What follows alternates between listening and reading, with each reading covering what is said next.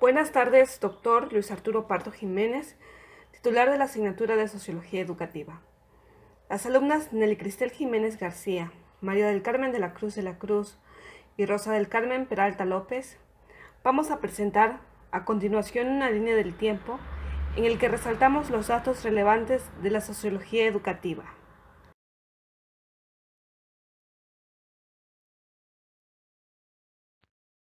Introducción. Por medio de la realización de este trabajo, se pretende ampliar los conocimientos en relación a la sociología de la educación, presentando los datos relevantes de esta. En esta propuesta se reflexionará acerca de la importancia de grandes clásicos del pensamiento sociológico como lo son Augusto Comte, Karl Marx, Emile Durkheim y Maximilian Weber. Se analizan los alcances de sus aportaciones a la educación desde la perspectiva sociológica. Todo esto basado en el hecho de que la escuela es uno de los principales agentes socializadores. Al tratar todos estos aspectos de las aportaciones de los grandes clásicos, se espera llegar al enriquecimiento de los conocimientos para el estudio de la sociología educativa, cátedra que sin duda alguna es de gran relevancia para el ejercicio de la profesión docente.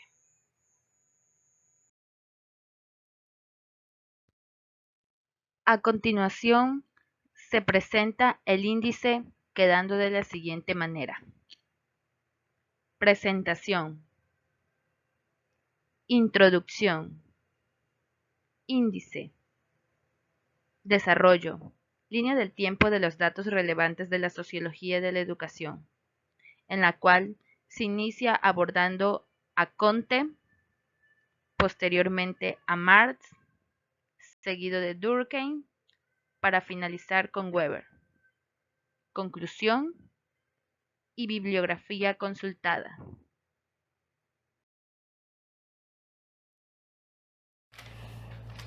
Augusto Comte se considera el padre de la sociología y fundador del positivismo. Nació en 1798, el 19 de enero. Posteriormente, en 1817, se convirtió en alumno de Saint-Simon por algunos años, pero se separó de él por conflictos personales, aunque desarrolló algunas ideas ya presentes en Saint-Simon. En 1830, durante la Revolución Francesa, se consideró la obra de Comte como una reacción contra la Revolución y la Ilustración. Por ello, desarrolló su perspectiva denominada positivismo para luchar contra la filosofía destructiva y negativa de la Ilustración.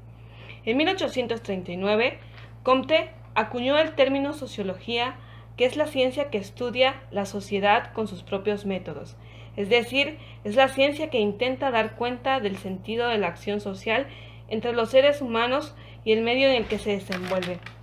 Para Comte, la sociedad es una realidad externa al individuo que tiene su propio orden. En 1842, Comte creó la ley de los 3 estadios, que caracterizan el desarrollo del pensamiento del hombre y las sociedades. El teológico busca las explicaciones en razones obscuras y abstractas. Metafísico se busca el porqué y la explicación de la naturaleza en las cosas mismas a través de lo abstracto. Positivismo no busca el porqué, sino el cómo aparecen y se comportan los fenómenos.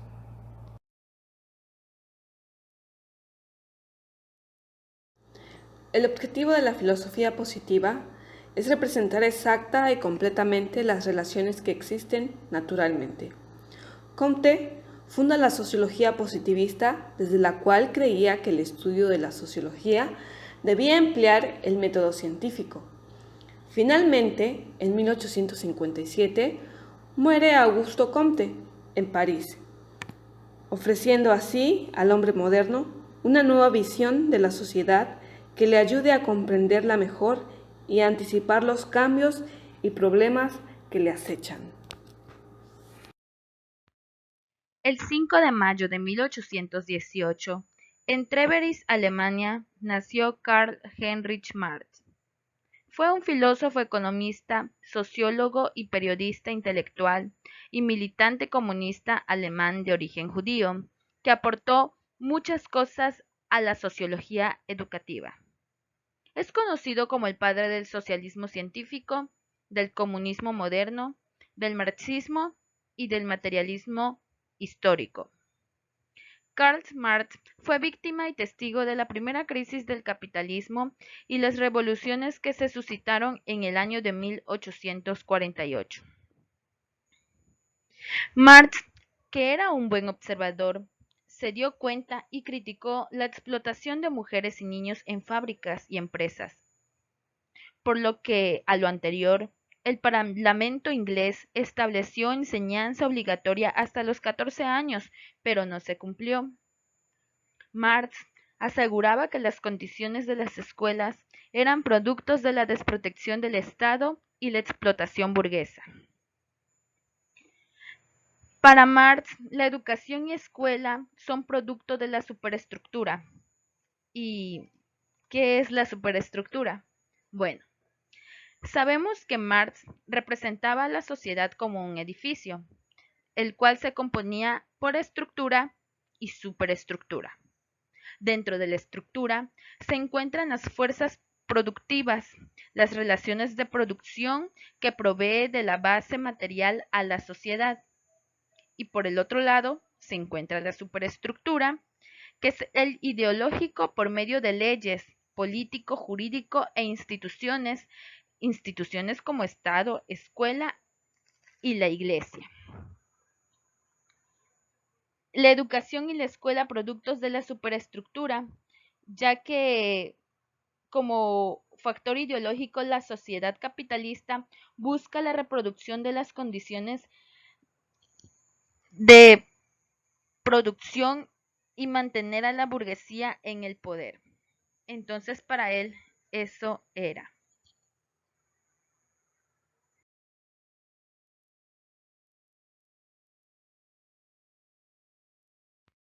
Marx tenía por objetivo transformar a la sociedad, ya que él apuntaba hacia un futuro socialista, entendido como la realización de los ideales de libertad, igualdad y fraternidad, como fruto de una auténtica democracia.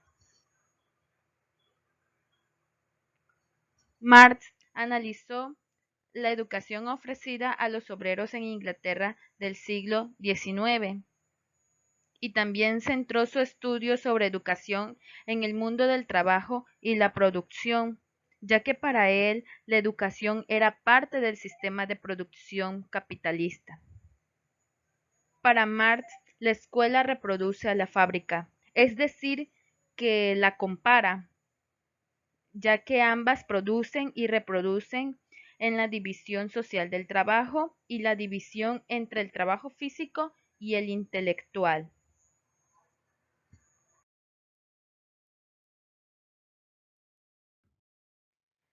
La educación libre puede ser perjudicial.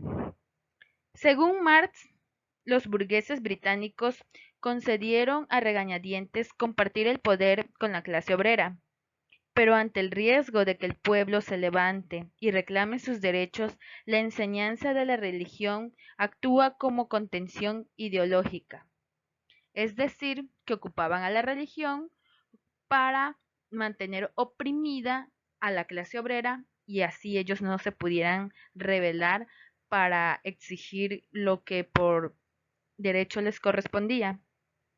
La escuela no solo puede ser un instrumento para fortalecer la moral y saberes necesarios para el desarrollo, sino que también la escuela puede ser utilizado como un aparato opresor cuando se requiere controlar y contener las ideas. En ese entonces, dentro de la educación se permitía que la religión formara parte de la enseñanza, ya que de esa manera mantenían oprimidos a la clase obrera. Entonces se dice que la educación libre puede ser perjudicial. Marx citó a un fabricante de vidrio que dijo alguna vez que la educación a la clase obrera constituye un mal, es peligroso porque los vuelve demasiado independientes. Con eso nos da a entender que la burguesía tenía miedo de que la clase obrera estuviera bien bien estudiada, bien capacitada, ya que en base a eso se podían rebelar y podía exigir sus derechos. Entonces, de ese modo ocupaban a la religión para oprimirlos. Karl Marx, después de todas las aportaciones, análisis y obras que hizo a la sociología en general, porque pues en específico él no se dedicó a la educación como tal, pero pues sí tuvo grandes aportaciones a ella. Karl Marx murió el 14 de marzo de 1883 en Londres, Inglaterra, a causa de bronquitis. Pero después de todo, Marx sigue vigente en sus planteamientos, pero ahora la poderosa burguesía nos envuelve más con su visión de innovación en la educación, de la educación en competencia, de la vinculación con el sector laboral, las llamadas bolsas de trabajo cuando los estudiantes egresan de alguna academia. Pero pues en realidad a mi parecer estamos amarrados con la competencia por el financiamiento, estamos en la lucha por entrar a un mercado laboral, a un mercado académico. Eh, Inconscientemente estamos más aliados al capital que como agentes libres de la mente, que Karl Marx buscaba en la sociedad.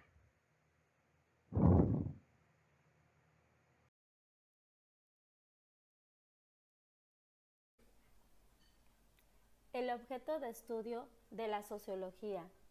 Al hablar del objeto de estudio de la sociología de la educación, es necesario reconocer que se debe hacer ciertas observaciones al respecto, porque en ocasiones al leer lo que se ha escrito sobre el tema, parece detectarse una falta de claridad sobre el objeto de estudio de esta rama de la sociología.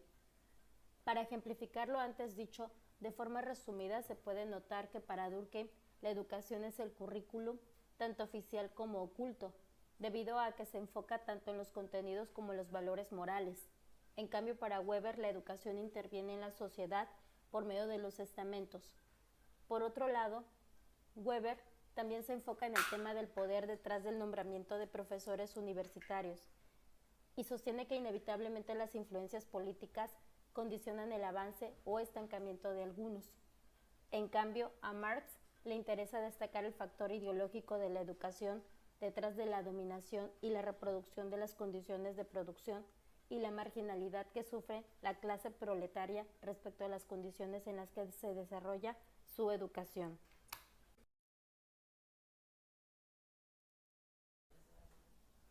Sociología educativa.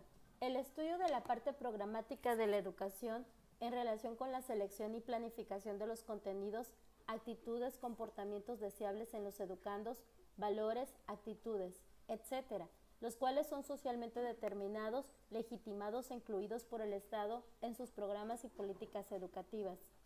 En resumidas cuentas, la labor de la educación y la formación. El factor ideológico detrás de las propuestas educativas sería un aspecto para abarcar dentro de la línea investigativa de la sociología educativa, donde se proyecta la construcción de cierto tipo de ciudadanía con base en los contenidos seleccionados.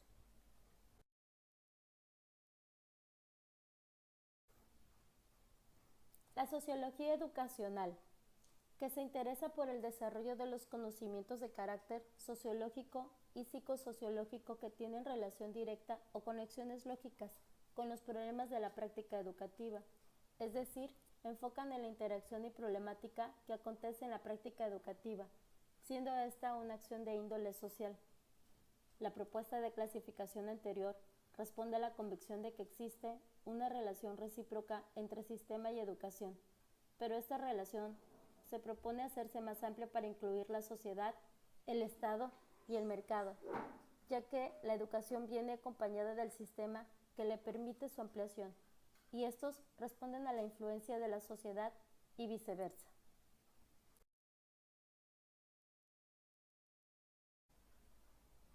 Ahora hablaremos del enfoque de la sociología educativa.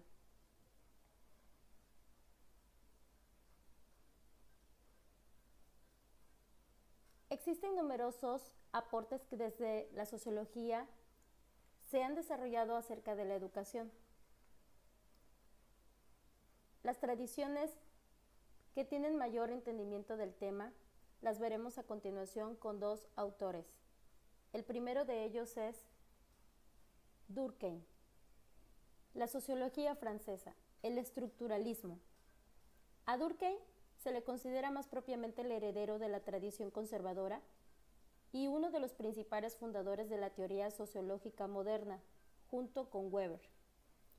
Durkheim, de 1858 a 1917.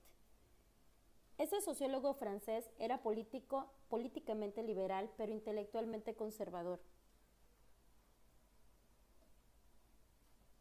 A Durkheim le preocupaba especialmente la crisis moral que sufría Francia y en general la sociedad moderna, ante lo cual instaba a realizar acciones concretas que remediarían el desorden moral reinante.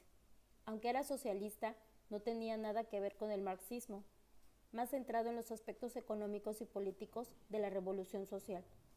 El socialismo, en el que creía Durkheim, representaba un movimiento encaminado hacia la regeneración moral de la sociedad por medio de la moralidad científica, hacia la creación de un nuevo sistema social que siguiera los principios morales descubiertos por una sociología científica positivista, siguiendo así el camino abierto por Comte.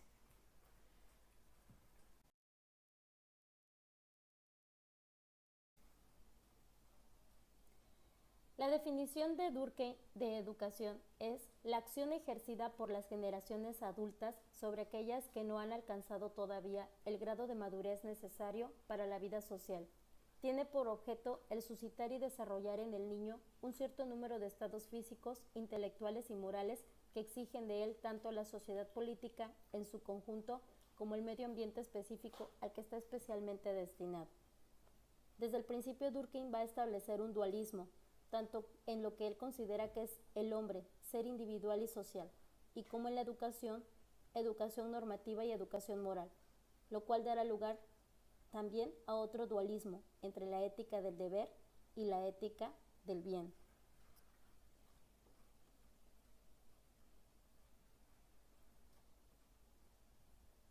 Teniendo en cuenta el ateísmo positivo, el sociologismo radical y el evolucionismo del planteamiento educativo de Durkheim, aboga por la necesidad de una pedagogía científica. Su propósito es analizar el objeto, problemas y fundamento de la pedagogía, que sin duda es sociológico. Si la educación es la acción ejercida por los padres y educadores sobre los niños, la pedagogía es la ciencia de la educación, siempre y cuando cumpla con los requisitos de toda ciencia. Referirse a hechos observables, que dichos hechos muestren suficiente homogeneidad como para clasificarlos en una misma categoría y que sean considerados por la ciencia para conocerlos, independientemente de su utilización posterior. La pedagogía positiva se convierte así en una teoría práctica de carácter historicista desarrollada en un contexto y sociedad concretas. Y a partir de ahí Durkheim rechaza el resto de teorías pedagógicas que tacha de especulativas por plantear una idea de educación y por tanto partir de lo irreal, del deber ser y no del ser, es decir, de lo que no se puede observar. El proyecto de Durkheim es construir la pedagogía como una ciencia positivista, según él, adoptando una actitud pragmática.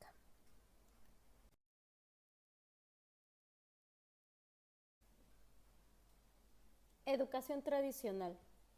Es la educación que busca cultivar en el educando un estilo de vida asociado con un ideal cultural de un estrato social dominante o estamento.